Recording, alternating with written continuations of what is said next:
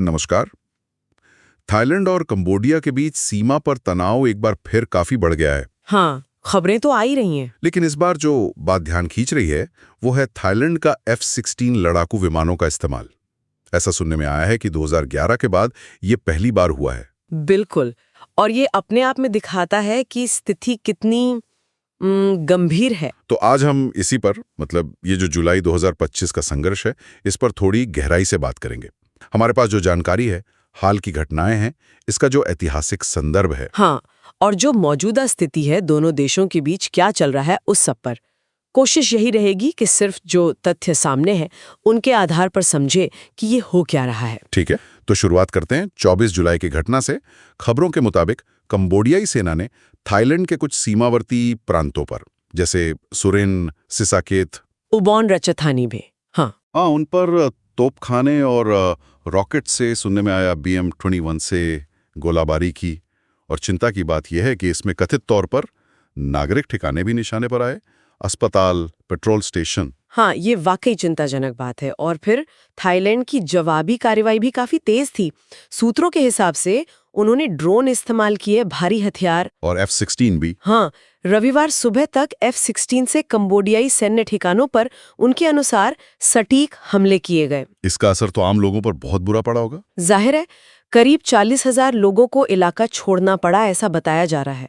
और दुखद बात यह है कि करीब 12 नागरिकों की मौत की खबर है, 30 से ज्यादा घायल हैं। ओह, और संपत्ति का नुकसान भी हुआ होगा, पेट्रोल पंप, अस्पताल, घर। हाँ, वो सब भी हुआ। ये सिर्फ आंकड़े नहीं हैं, ये लोगों की जिंदगियां हैं जो उथल-पुथल हो गईं। लेकिन ये सब अचानक तो नहीं हुआ होगा ना? मतलब इसके पीछे भी कुछ घटनाएं हुई होंगी हाल में? नहीं, बिल्कुल नहीं। ये समझना जरूरी है कि 24 जुलाई की घटना एकदम से नहीं हुई। मई में भी सीमा पर एक झड़प हुई थी। उसमें एक कंबोडियाई सैनिक मारा गया था। अच्छा। फिर जून में वो थाई प्रधानमंत्री की एक कथित फोन कॉल लीक हुई थी। उसको लेकर राजनयिक तनाव काफी बढ़ गया था। कंबोडिया ने कुछ प्रतिबंध भी लगा दिए थे। सीमा व्यापार पर भी असर पड़ा था। और जुलाई में भी इस बड़ी झड़प से ठीक पहले कुछ लैंडमाइन विस्फोट हुए थे जिनमें थाई सैनिक घायल हुए। हाँ, 16 और 23 जुलाई को 2 अलग-अलग घटनाएं हुई। थाई सैनिक लैंडमाइन की चपेट में आए और उनमें से एक सैनिक को तो अपना पैर गंवाना पड़ा। ओहो। और थाईलैंड ने इसके लिए कंबोडिया को जिम्मेदार ठहराया था। हाँ, बिल्कुल। तो ये सब घटना है, मतलब मई से लेकर जुलाई तक ये धीरे धीरे माहौल बना रही थी। 24 जुलाई का टकराव इसी बढ़ते तनाव का नतीजा था। ये हाल की घटनाएं तो हैं ही, लेकिन इस झगड़े की जड़ें तो शायद और भी गहरी हैं इतिहास में। सही कहा आपने। ये विवाद दशकों पुराना है, बल्कि कहूं तो सदियों पुराना। असली समस्या वो औपनिवेशिक काल में तय की गई सीमाएं हैं जो ठीक से परिभाषित नहीं है। खासकर 1907 की फ्रांस-याम संधि। अच्छा। और फिर वो प्राचीन मंदिरों का मुद्दा, खासतौर पे प्रे विहेर मंदिर।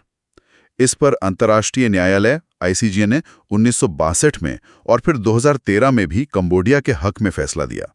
मतलब मंदिर पर कंबोडिया का अधिकार माना। लेकिन मंदिर के आसपास की जमीन का क्या? हाँ, वही मसला है। आसपास की जमीन को लेकर विवाद अभी भी बना हुआ है। और ये सिर्फ जमीन या मंदिर का ही झगड़ा नहीं है, इसमें वो सांस्कृतिक पहचान वाली बात भी आ जाती है ना? राष्ट्रवाद। हाँ, ये एक बहुत अहम पहलू है। दोनों देशों में राष्ट्रवादी भावनाएं काफी प्रबल हैं। कभी खो नृत्य और अप्सरा नृत्य को लेकर बहस छिड़ जाती है, कभी मैथाई और कुनखामेर मार्शल आर्ट को लेकर। हाँ, मैंने भी सुना है इस बारे में, ऑनलाइन काफी चलता रहता है ये सब। बिल्कुल। और ये ऑनलाइन तनाव जमीनी हकीकत को और गर्मा देता है। फिर इसमें राजनीतिक कारण भी जुड़ जाते हैं, जैसे थाईलैंड की अपनी अंदरूनी राजनीति, वो PM की कॉल लीक वाली बात। और कंबोडियाई नेता हुन सेन की तरफ से भी कुछ बयान आए थे शायद। हाँ, उनकी कुछ टिप्पणियों ने भी माहौल बिगाड़ने में भूमिका निभाई। तो इस सारे तनाव के बीच कूटनीतिक स्तर पर क्या चल रहा है? क्या कोई बातचीत की कोशिश हो रही है? देखिए, फिलहाल तो कूटनीतिक रास्ता बंद सा लग रहा है। दोनों देशों ने एक दूसरे के राजदूतों को या तो वापस बुला लिया है या निकाल दिया है। और थाईलैंड ने कुछ प्रतिबंध भी लगाए हैं। हाँ, जैसे कंबोडिया से फलों के आयात पर रोक लगा दी है। कुछ थाई TV शो के प्रसारण पर कंबोडिया में रोक लग गई है। और ये भी खबर है कि थाईलैंड ने कंबोडिया में अपने इंटरनेट प्रोवाइडर्स का ब्रॉडबैंड ब्लॉक कर दिया है। अच्छा, ये तो काफी गंभीर कदम है। अंतर्राष्ट्रीय स्तर पर कोई प्रतिक्रिया? कंबोडिया ने मामला UN सिक्योरिटी काउंसिल में ले जाने की बात कही है। आसियान की तरफ से खासकर मलेशिया के पीएम अनवर इब्राहिम ने मध्यस्थता की पेशकश की है। और बाकी क्षेत्रीय देश चीन, वियतनाम, फिलीपींस, वियतनाम, ये सब संयम बरतने की अपील कर रहे हैं, लेकिन असल में बातचीत शुरू होने के आसार अभी कम ही दिख रहे हैं। एक और पहलू जो सामने आता है वो है दोनों देशों की सैन्य ताकत में फर्क। हाँ, और ये फर्क काफी बड़ा है। थाईलैंड की सेना कंबोडिया के मुकाबले काफी बड़ी है।